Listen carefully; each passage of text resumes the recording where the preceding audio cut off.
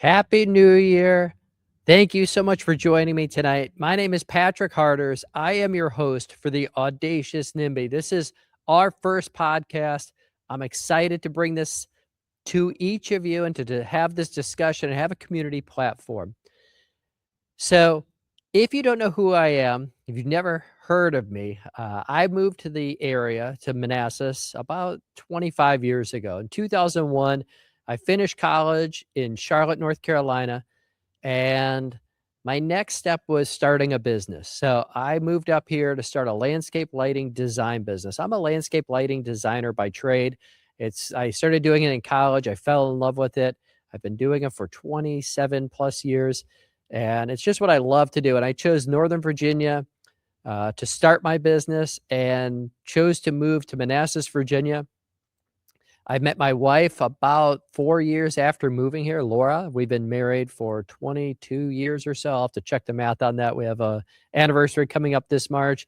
I have 2 amazing children, 19-year-old son who just left for college today. My daughter is a 15-year-old freshman, swims. He wrestles in college. Um, my landscape lighting design business actually continued to grow. I started a manufacturing business in landscape lighting fixtures. It grew to the point that we needed a larger facility, moved to Danville, Virginia. And so that's what I've done as a trade. But I've been very active politically really since about 2018, and really became more active in 2020 when our county went crazy. And you probably recently heard about me because I ran for the Gainesville supervisor position. It was really something I never had desires to go into. I wasn't dreaming of becoming a politician or becoming a supervisor, but we had lost our supervisor, Bob Weir, this July. And Bob was wonderful. We love Bob. I love Bob, and great guy. And, really, I hope somebody else was going to step in so I could continue to run my business. But when it came to somebody running, I got asked to run, kind of a last resort almost, and threw my hat in, went all in. And I first of all want to thank our community, the Gainesville district, and people outside the Gainesville district for their kind words, for their prayers, for their support. My family truly felt the love from each one of you, and how passionate everybody is. And the first election and the primary, that was a crazy election, and we'll talk about that. The second part of it, the actual election, didn't go the way I thought it was going to go. I go into everything that I'm going to do to win, to try and do everything with excellence. And I thought we were going to win that election, and we didn't. And that just happens in life. I always say that I make plans, I try my hardest, but sometimes God has other intentions and other plans for my life. And so, after the election, I dusted myself off. I had one day to feel sorry for myself. Second day, started recovering, getting back to work, and then really started reaching back out to the community just to let people know I'm not going anywhere. So often I see politicians that they're very active and then they disappear and they leave. And I was in this fight long before I ever ran for office, and I'm still involved in this fight. And about a week after, maybe 6 days after the election, I got a text message or a phone call from Elena Schlossberg. She runs the Coalition to Protect PWC, an organization that's been doing an amazing job for many years in really looking to protect the interests of Prince William County, to defend smart growth, to fight against data centers, to fight against sprawl, protect the Rural Crescent. And they were hosting an event at Giuseppe's. And if you're in the Gainesville district, you know that Giuseppe's is a place we go. We have so many different events there. I had a lot of election parties there, and our final election event was at Giuseppe's. But it's been a long-term place for the entire community. Democrats, Republicans, everybody goes there.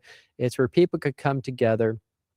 And she was hosting with Coalition to Protect PWC an event on how to raise awareness in communities for things that are going on. And obviously, in our community, the biggest thing going on is the digital gateway, but there's so much more. And there's Cosmos, there's housing sprawl, there's crazy politicians out there. There's a lot going on in our community. And so how do you get people engaged? I assumed that more people were engaged than there were in when I was in the election.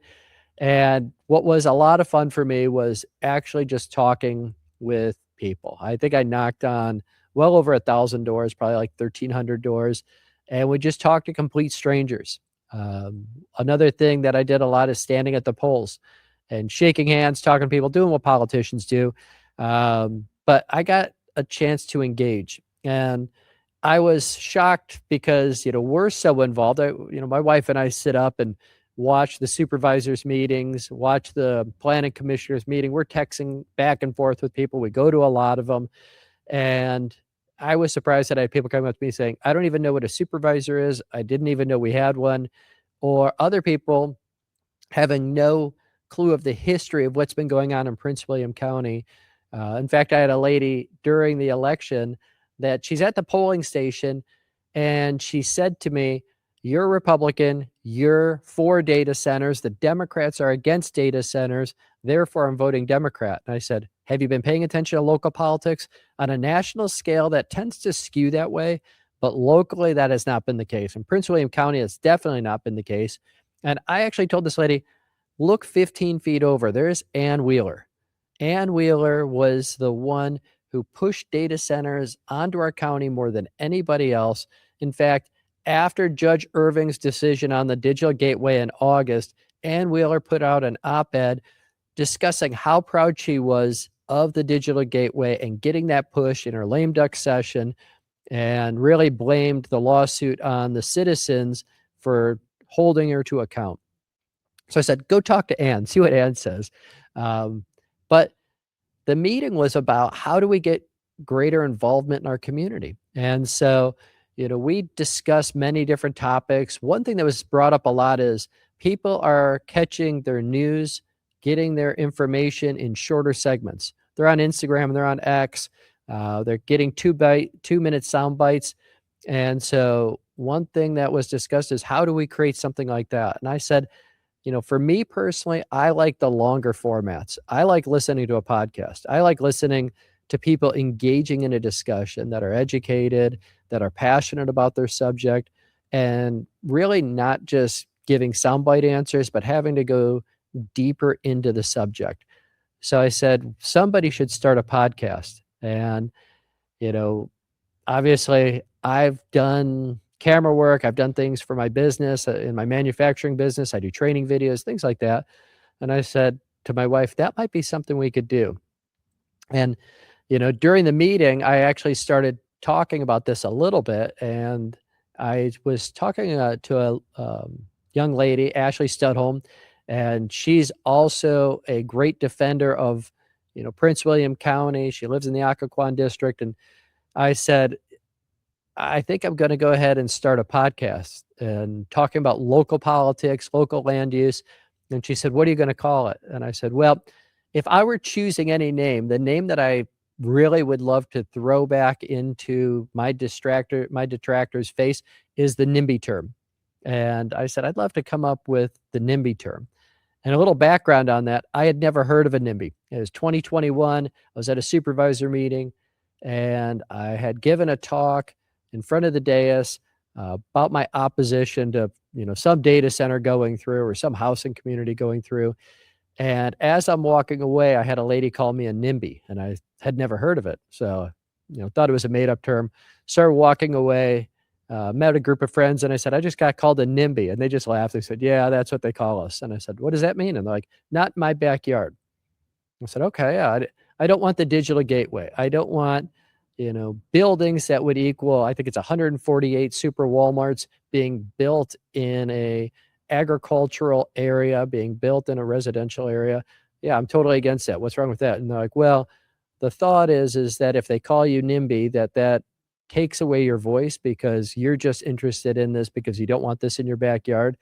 And I said, I believe my own, heart of hearts is that if it's affecting you if it's affecting your backyard, you should be the one that has the loudest voice. You should be granted a voice and you should be heard.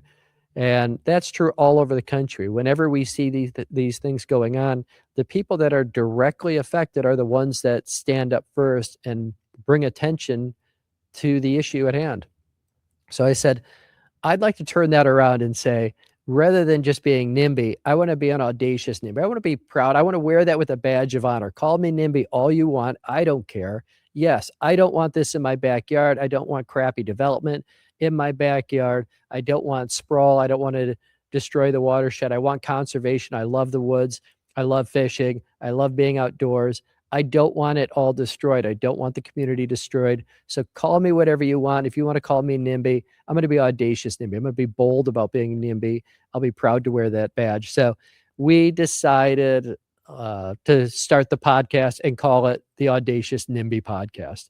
So if you're a NIMBY out there, and if you have crazy things happening, or if you live in Prince William County, wear that name with honor. Take it as a badge of honor to say, yes, not in my backyard, over my dead body, do I want this thing passed.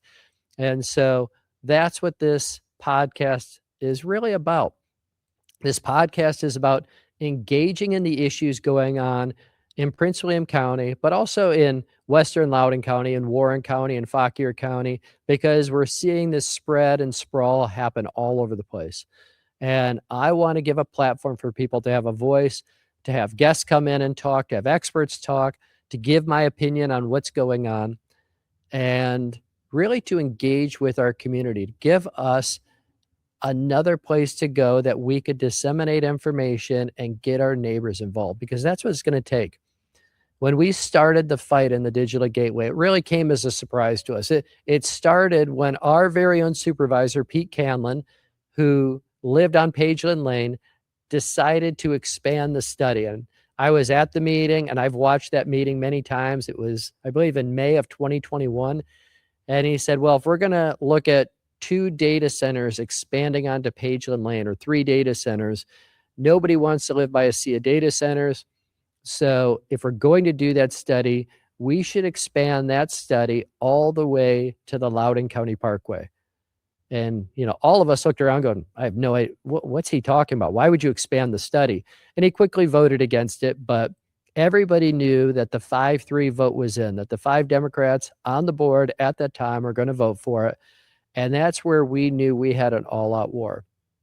And as some history, if you're not from this area and you're just tuning in, this area has always had battles. I mean, this was the first place where the Civil War began. The Civil War began really in my backyard. I live right on the Manassas battlefield. This is where it began, the first battle of the Civil War. About a year later, the second battle of the Civil War. And since that time, there's been Disney, there's been hotels, there's been Bi-County Parkway, there's been housing sprawl, but nothing compares to the digital gateway. Well, maybe the first and second battle of Manassas, but nothing compares for land use to the digital gateway, because it really wrapped everything that everybody had been fighting for the last 50 years all into one package, and they pushed it down our throats. And if you're not familiar with, which I imagine if you're tuning in here, you're familiar with the digital gateway, but it's the world's largest data center complex. It's the Bi-County Parkway, building a highway right through the middle of the community, building the hamlet housing, building the power lines, everything that goes into the complete destruction of this area, building it on top of a watershed. It's a reckless development. And Ann Wheeler was voted out of office. DeShunda Jefferson defeated her. And her parting gift to the Gainesville district was pushing that through in the last minute.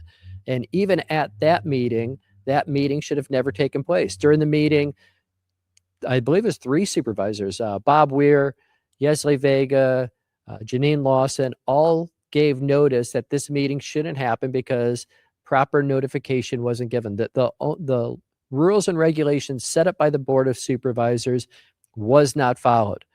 But the Board of Supervisors met. They met with the county attorney. The county attorney assured them that the applicant of the digital gateway, the data centers, said they'll take responsibility. If something does happen, don't worry about it. They'll cover the cost, or they'll take the responsibility, whatever that meant at the time. And they pushed the digital gateway through. And now we've seen so much happen, court cases, a great victory. So we've seen, a lot of movement with the digital gateway. And it's been a small group of citizens at the beginning, becoming a larger group of citizens, becoming an even larger group of citizens, being involved and getting their neighbors involved, speaking out, speaking truth to power, and fighting this digital gateway down. But that's not that all that's going on. If all we had was a digital gateway, we'd probably run out of topics quickly. But this is Prince William County. We do the craziest stuff in Prince William County. This board does the craziest stuff you've ever seen. In fact, during the election, it was October, and one question that came up a lot was the DCOAG, and that's where we had a group of citizens that were brought in to be an advisory group to the data centers, to be an advisory group to the board to regulate the data centers, because we're getting a lot of complaints on noise complaints, on energy. I'm involved in lighting, and I was really excited to get the lighting, the light pollution side of that under control and have some regulations on that, which has totally been ignored. But we were short a supervisor during the election, and the board decided one week, I think it was Victor Angry, decided to put up the proposal to shut down the DCOAG. And then 2 weeks later, they made up their own noise ordinance and they passed that. So, that was one shocking thing that happened. We've had land developments happen at such a crazy rate, even since the election, that's subjects we're going to be going deep into conversation about. Vintil has been a battle that's been going on. A close friend of mine has been fighting that for many years. And we're seeing the passing of the Vintil corridor of, thousands of homes being built on top of what was a rural crescent, on top of the watershed without water studies, of bad land development. And we're seeing politicians, Corey Stewart, Pete Canlin, Erica Tredednick, and others involved in land offers. And we're going to have an entire show dedicated just to that group. But that's happened really just since the election. We're about 2 months out, and that much action has been going on in our board. Well, we also have a change of the board happening. And so that's going to be an interesting thing to see how that's going to affect Prince William County. We have a seat that potentially is going to open up. We have one of our supervisors that is in an election right now, and that could create an open seat. And so we're going to talk about that. But the purpose of my first podcast was to really let you know that I'm here, that I'm really ready to fight. I'm been ready for this. Our community's here. Our community's active. I had someone ask me, a close friend is like, it seems like this would be a negative podcast. Like you would just be complaining about things going on. And I said, well, that's not my personality at all. I'm an eternal optimist. I always think that the victory is coming right around the corner. Heck, right after I lost the election, I said, well, there must be something different planned for me. There must be something else, that other way that I could be engaged in this fight. And maybe this is it. Maybe it's not. But, all I do is I move forward. I pray about it. I move forward with what I think is right. And sometimes it leads to, something great. Sometimes it leads to making a shift and changing. But I think as a community, this is the activity we need to be involved in. We need just to engage with each other, to talk to each other, to make certain that we save this community, and we save this rural area, we save the open land, and we have great land use. We're engaged with our government, we're engaged with our local supervisors, all that, just things we need to do as people. It's what's happened in previous generations before us, and they've given us this wonderful properties, this wonderful area to live. They've given us the parks, and I think it's something that we owe to the next generation of people. We need good land use, and we need good vision when that comes out. So I have a lot more to say. One thing that I will make some comments on is one of the posts I did after the election was on a land offer that was given to my family. So I received a letter back in February or March last year from Pete Canlin, the supervisor I discussed earlier, offering me $500,000 per acre. It's not a small amount of money. We bought an old farmhouse that, we found that was dilapidated. We restored it, and I bought it because it was on 18.9 acres. It's what I've always wanted. When I moved to Prince William County and I lived in an apartment on Coverstone Drive to buying our first townhouse over on Rebel Walk Drive, my goal was to have an area with open space. I like to have private area. That's what I like. Not everybody wants that. A lot of people want walkable communities. And that's why I think we need diversity in housing. But that's what I wanted. And I found a property with 18.9 acres. And Pete Canlin actually, it was Corey Stewart wrote the letter. And then Pete Canlin came to one of my neighbors' houses with the discussion of they want to buy our properties.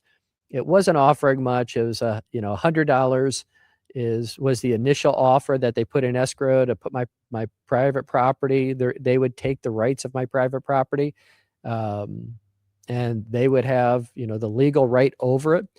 And then once they got it through zoning, I would then get $25,000 in escrow. And this crazy contract, we rejected it at the time. But once the election ended, we then got another letter. We heard rumors going on of letters going out from not anonymous, but a mysterious person, Erica T. I kept hearing Erica T. Did you get a letter from Erica T? And I even went to the Gainesville office. I went to other supervisors and said, does anybody know who Erica T is? And I was assured it's not Erica T, the school board member. It's a different Erica T. But then we jumped on our meeting, and it was Erica Tredednick, our school board member, of the Brentsville district. So we did have a meeting, and obviously I don't think it went well. We still haven't gotten the offer yet. I recorded the meeting, and I just posted, I just think this is so bad when we have a former chair, a former supervisor, and a sitting school board member that are now involved in land use deals, and not insignificant land use deals, but a total transformation of the Gainesville district and the Brentsville district. I said, this is wrong. I know it's not illegal. I looked into it to see if it was, if like a school board member could do this, or if ex-supervisors, can take their previous position and leverage it in order to get land use deals. I just think it's, to me, it's deplorable behavior. I think it's something that's so rotten and so disappointing to see. And even though all of them are Republicans, which I'm a Republican, all of them are Republicans, I still spoke out against it. And one thing that people said is, where's the proof? Obviously, I think the proof came out, it was pretty evidential because there was a couple newspaper interviews that happened after my Facebook post that I put on. And also Erica Tredednick did talk about it on a podcast and how proud she is of it. But I did record it. So I'll have little clips of that in my YouTube channel.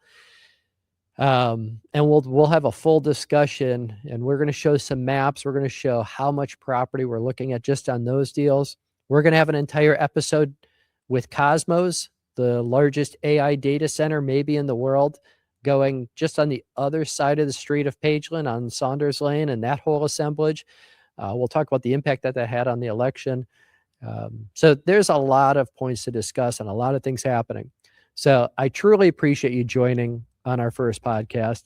I'm not a professional podcaster, but I'm somebody that cares deeply about this community, and I want to get this community involved, and I want everybody to make certain that we are standing firm, that we're standing together, that we're united. And I want to make certain that our supervisors hear our voice and that they listen to what we have to say. So Happy New Year, everybody. Thank you so much for joining in. I'm going to try and do this once or twice a week to talk about whether it's meetings going on or different rumors happening and different news articles coming out. So I want to do this about once a week, and I want you to be involved and engaged. And I'll have guests on, and any suggestions you have or any topics, simply chime in right down below. And I can't wait to see where this goes. Thank you so much, everyone.